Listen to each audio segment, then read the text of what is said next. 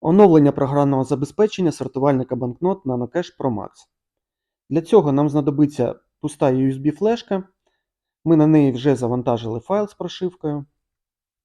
Для початку вимикаємо машинку, розвертаємо її та вставляємо флешку в верхній USB-роз'єм. Після цього вмикаємо машинку, та вона автоматично почне процес завантаження прошивки. На екрані буде показуватись процес завантаження. Після завершення оновлення на екрані з'явиться зелена галочка.